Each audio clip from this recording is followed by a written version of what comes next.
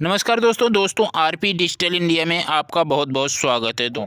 Pension बढ़ोतरी को लेकर के NAC chief commander Ashok Rawat ji कई मंत्रियों से मुलाकात किए। सभी मंत्री आश्वासन दे रहे हैं कि आपकी मांगें बहुत जल्द हम पूरा करेंगे, लेकिन मंत्रियों का आश्वासन अभी पूरा होता दिख नहीं रहा है।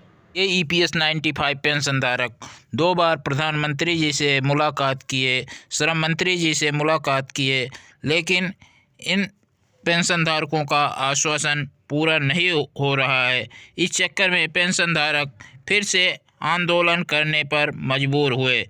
दोस्तों देखिए एक झलक पेंशनधारकों का ये आंदोलन। प्रधानमंत्री न्याय दीजिए, न्याय दीजिए, न्याय दीजिए, प्रधानमंत्री न्याय दीजिए, न्याय दीजिए, न्याय दीजिए, प्रधानमंत्री न्याय दीजिए, प्रधानमंत्री न्याय दीजिए, न्याय दीजिए, न्याय दीजिए, प्रधानमंत्री न्याय दीजिए, न्याय दीजिए, न्याय दीजिए, प्रधानमंत्री न्याय दीजिए। हम सब एक है, हम सब एक है, श्रेष्ठ भारत, श्रेष्ठ भारत, श्रेष्ठ भारत, श्रेष्ठ भारत, आवाज दो, श्रेष्ठ भारत, आवाज दो, आवाज दो, वंदे,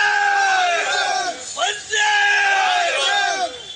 इसलिए EPS 95 पेंशन धारकों को बार बार आंदोलन करना पड़ रहा है और अपनी मांग को लेकर के जगह जगह प्रदर्शन भी कर रहे हैं। तो आइए आपको दिखाते हैं एक झलक EPS 95 पेंशन धारकों का प्रदर्शन। भी कई बार घेरा है। एक बार तो हमने ताले लगाने का भी आंदोलन किया है।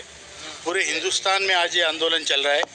हम लोग दिल्ली में आए, दिल्ली में हमने छोटे स्केल पे आंदोलन रखा है क्योंकि यहाँ प्रशासनिक प्रॉब्लम होते हैं। बाकी देश भर में हज़ारों की संख्या में लोग, चाहे पुणे हो, मुंबई हो, नासिक हो, हर जगह, या केरला हो, तमिलनाडु हो, आंध्र प्रदेश हो, उत्तर प्रदेश हो, उत्तराखंड हो, बड़ी संख्या में हज़ारों की तादाद में लोग EPFO के ऑफिस को घेर रहे हैं। हमारा पैसा EPFO के पास है। जो CBT, जो सेंट्रल बोर्ड ऑफ ट्रस्टीज़ है, EPFO उसका सचिव होता है और हमारे पेंशन फंड में तकरीबन 9 लाख करोड़ रुपए हैं। और केवल इतने पैसे ही नहीं, हर साल 1 लाख करोड़ रुपए उसमें अंशदान आता है और हर सालाना 1 लाख करोड़ का ब्याज आता है। अब इतना पैसा होने के बाद हमारी जो मांगे ब्याज के एक पोर्शन से कंप्लीट हो सकती है, वो भी ये नहीं करते हैं। और जो पॉलिटिशियंस है वो करना भी चाहे तो ये उनको बरगलाते हैं। तो इसलिए हम EPFO के सामने ये आंदोलन कर रहे हैं। आज जिस तरीके से आंदोलन कर रहे हैं, लग रहा है EPFO पे कुछ जरा सा भी असर पड़ेगा? क्योंकि पिछले 10 साल से लगातार आप प्रदर्शन कर रहे हैं। देखिए, असर तो पड़ेगा, आह का असर होता है, चाहे थोड़ी देर से हो, लेकिन असर जरूर होता है। और हम लोग कंसिस्टेंटली ये प्रयत्न कर रहे हैं कि हमारी आवाज़ हर उस एजेंसी के पास जाए जो इसमें स्टेक रखता है, चाहे वो EPFO हो, श्रम मंत्रालय हो, वित्त मंत्रालय हो या प्रधानमंत्री कार्यालय हो। इनको हमारी बात हमको सुनानी ही पड़ेगी और इसके लिए ये कंसिस्टेंटली हम ये आंदोलन कर रहे हैं। कमांडर साहब, आप लोग जो है पार्लियामेंट से लेके जंतर मंतर, रामलीला मैदान से लड़ाई लड़ते लड़ते आज कामा पैलेस में कैसे आना हुआ? मतलब आज यहाँ क्या? हमारे आंदोलन के कई भाग हैं, कई हिस्से हैं। एक तो हम मास स्केल पे जैसे किया, हमने रामलीला ग्राउंड पे किया। फिर अनशन का प्रोग्राम हमने स्टेट वाइज जंतर मंतर पे किया। आज हम लोकली अपने अपने EPFO के ऑफिसेस पे लोग धरना दे रहे हैं और वहाँ जाके नारे लगा रहे, प्रदर्शन कर रहे हैं।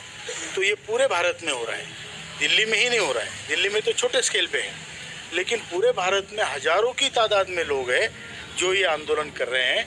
और पूरे मतलब आसाम से लेके गुजरात तक, गुजरात में कम से कम 10 जगह पे आंदोलन चल रहा है। उत्तर प्रदेश में 10 से 12 जगह चल रहा है, उत्तराखंड में 2 जगह है, महाराष्ट्र में 10-15, हर जगह आंदोलन चल रहा है।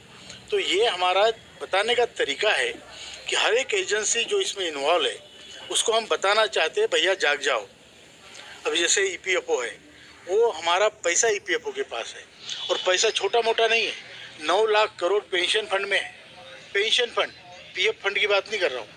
और उसमें 1 लाख करोड़ हर साल आते हैं और उसमें दोनों का मिला के 1 लाख करोड़ का ब्याज आता है। और हमारी जो मांग है ब्याज के एक छोटे पोर्शन से पूरी हो सकती है। सर आपने कहा कि जो करोड़ों में है इतना पैसे जो है कि जो बड़ी रकम में जो पैसा है ईपीएफओ के पास ये सुरक्षित है या नहीं है? नहीं, वो तो देखिए पैसा है, पैसे है या नहीं है वो खत्म हो गए? पैसे है, उनके एनुअल रिपोर्ट में है। हमने ये वित्त मंत्रालय में भी बताया है और उन्होंने भी मान्य किया है कि यस ये पैसा है। तो पैसा इन्वेस्ट होता है, कहीं तो इन्वेस्ट करते होंगे, पैसा बढ़ाते होंगे, तभी उनको ब्याज मिलता है। तकरीबन 1 लाख करोड़ रुपए का ब्याज हर साल आता है और इतना बड़ा ब्याज आने के बाद उसके एक पोर्शन से अगर हमारी डिमांड पूरी हो सकती है तो ये पॉलिटिशियन लोगों को बरगला रहे हैं और ये कह रहे हैं कि हमारे पास पैसा नहीं है। अबे तो हमने जो हिसाब दिया है वो क्या है? दोस्तों, ईपीएफओ पेंशन धारकों के पेंशन ना देने के कारण ईपीएफओ कहता है कि हमारे पास पैसे नहीं है, जबकि बात की गई वित्त मंत्रालय से बात की गई तो वित्त मंत्रालय ने बताया कि इन पेंशन धारकों के पैसे आपके हमारे पास जमा हैं, लेकिन ईपीएफओ पेंशन देने से मुकर रही है, बार बार आनाकानी कर रही है। दोस्तों, देखना होगा कि कब तक इन EPS 95 पेंशन धारकों की पेंशन बढ़ोतरी होती है। दोस्तों, ये जानकारी ये पसंद आई तो वीडियो को लाइक करेंगे, चैनल पे हमारे नए हैं चैनल सब्सक्राइब कर लेंगे। मिलते हैं नेक्स्ट वीडियो में, के लिए धन्यवाद। जय हिंद।